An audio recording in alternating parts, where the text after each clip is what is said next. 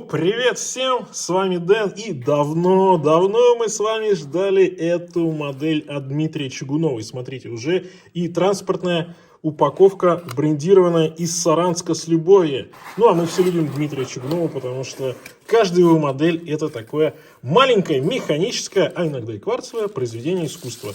И сегодня как раз таки кварцевое, и причем это женская модель. Ну давайте сначала все это распакуем. Аккуратненько. 303 штуки. Здесь штучка номер 1. Спасибо Дмитрию. Дал мне такую возможность. Вау, какой кейс. Слушайте, кейс 100. У волшебника был шикарный, а здесь оттенок еще немножко темнее, что ли, стал. Такой цвет морской волны. Может быть, камера не совсем правильно передает. Блин, очень дорогой. Шикарный кейс. Деревянный, все, собственные разработки. И нажимаем на кнопочку. Да, это часы балет. Ну, давайте сейчас посмотрим вот это вот. Я думаю, что здесь сертификат, уже от Дмитрия привычный, с подписью, с номером, с характеристиками на 2 языках. Мне кажется, классная такая фишка, очень приятно такое получать. Ну и сейчас часы распакую, и потом, конечно же, будем продолжать с ними знакомиться. Так, я распаковал часы, и, знаете, это очень красиво.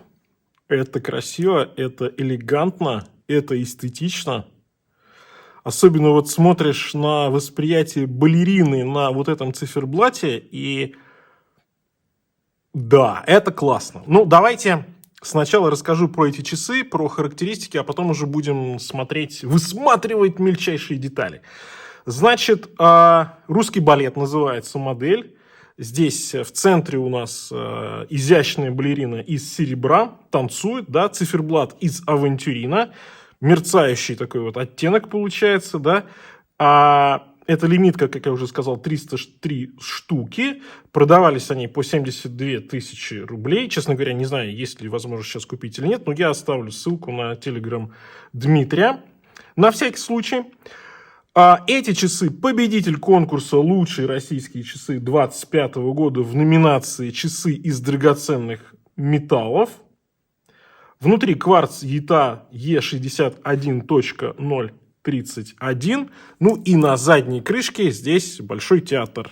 Лимитка, Дмитрий Чугунов, сделано в России, и индивидуальный номер. У нас номер, мало того, что на сертификате, он еще, естественно, и на корпусе. Ну и немаловажно для женских часов все-таки размеры. Давайте посмотрим в толстой части, да, в самой широкой у нас 30,5 мм. По высоте эта модель 8,7 мм. Ремешок. Ну, здесь, видите, такое крепление необычное, классическое. Вот в этой части 17,8. Если сам ремешок посмотрим, то 15,6. Ну, это, наверное, не критично. Ремешок здесь в базе у нас кожаный идет. И от ушка до ушка 48,4. Это небольшие часы, но их нельзя назвать прям очень маленькими. На изящную девичью, женскую руку это будет очень красиво смотреться, как мне кажется, потому что эти часы, они должны быть заметными. Они должны быть видны на женском запястье. Здесь, кстати, ушек нет, по сути дела, да, они достаточно короткие. И, как мне кажется, они должны привлекать внимание. Здесь вот сам корпус такой, да, как будто бы такой вот большой театр, что-то здесь вот такие перекликается.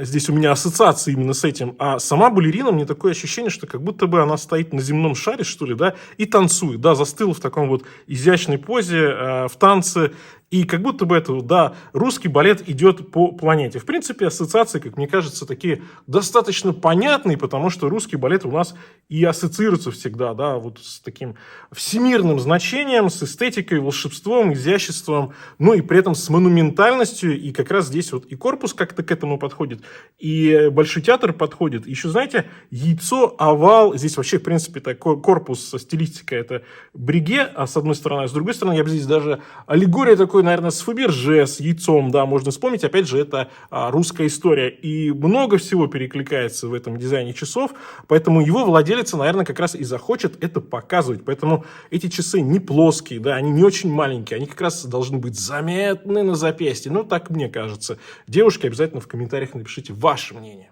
Кабишон, да, у нас здесь с боковой части с сапфирчиком. Приятно сделано. Кстати, заводная головка. Вот мне нравится, где она расположена, потому что здесь она минимально заметна, и она здесь не будет мешаться, и при этом здесь удобно все-таки ее вытянуть и настроить время. А у нас здесь есть часы и минуты. Но я думаю, что никто не будет спорить, что для таких часов читаемость это, конечно же, на втором, может быть, на третьем, может, на пятом плане. Но, тем не менее, здесь время считывается весьма и весьма удобно. Тем более, сейчас, знаете, при разном освещении это будет по-разному выглядеть. Вот уж вы поверите, что при обычном свете это читается лучше все-таки, чем когда яркий-яркий свет на эти часы падает. Да? Аккуратная, элегантная застежка раскладывается, так что владелица таких часов, конечно, сможет настроить под свое запястье их. Это хорошо, это удобно. Нравится мне задняя крышка. Здесь очень такой прям детализированный большой театр. Но мы все это более детально посмотрим. Сейчас мне, знаете, что хочется? Мне хочется простого. Мне хочется все-таки взвесить эти часы, потому что, как для девушек, наверное, это важный момент все-таки будет. Но я думаю, они легкие. Да, 64 с небольшим грамма. Это немного. Ну, хоть они не и женские, я так на запястье приложу, чтобы были какие-то габариты понятны, да, вот у меня 18,5, но в принципе, слушайте, на женскую руку, там, на 16,5, я думаю, это вполне, там, на 15, я думаю, будет вполне себе окей. Ну что ж, давайте чуть более детально посмотрим уже на сами часы, на сам циферблат. А вот оно чудо уже проявляется, когда ближе смотришь на эти часы. Вы посмотрите на балерину, а? Красота.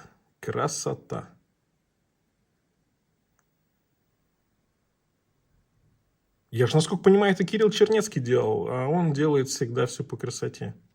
Слушайте, ну, балерина очень изящная, очень эстетичная.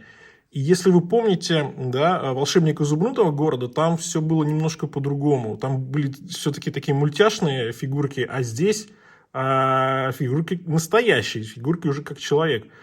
Она воздушная, она объемная, и это очень классно сделано. Это превосходно. Как переливается, да, авантюринчик здесь, очень хорошо подходит фон по циферблату, к балерине. И здесь вот эти как раз такие вот... У меня все-таки ассоциация больше на земной шар, но я думаю, у всех будет свое, и это правильно. В таких часах у каждого, наверное, должно быть свое.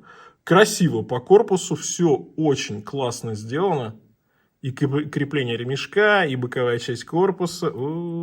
Колонны прям, да, здесь такие. Ну и вот задняя крышка. Детализировано все. Красота. Ремешок двухцветный. Супер. Дмитрий, конечно, красавчик. Очередная его модель получилась шикарной, на мой взгляд. Я думаю, вы со мной согласитесь. Это да, это классно. Это как и такой, знаете, маленький, пусть и кварцевый предмет искусства, и это вполне себе женские часы, женское украшение. Может быть, не на каждый день, но может быть по каким-то особым случаям, а может быть и на каждый день в зависимости от владелицы, да, и того образа, который она себе предпочтет. Ну, это уже не мои проблемы, потому что часы, как я уже сказал, женские. Я здесь оцениваю с точки зрения визуала, с точки зрения, как это сделано и как это нравится, в конце концов, мне или нет. Потому что мы все всегда субъективно подходим ко всем часам, ко всем вот таким, тем более таким проектам авторским. Ну, что хочу сказать по итогам. В принципе, я, наверное, уже все высказал. Мне нравится концепция, мне нравится реализация, мне нравится фигурка, мне нравится, что это женские часы в необычном корпусе, нечастом. Сейчас такого не встретишь. Мне нравится то, что делает Дмитрий. И у него и следующие модели уже на подходе. И вот это вышло, и она удачная, она сделана круто. Мне нравится эстетика, утонченность, балет, идея, все здесь воплощено воедино. Пишите ваше мнение, на этом у меня все. Всем пока, с вами был Дэн, конечно же, увидимся.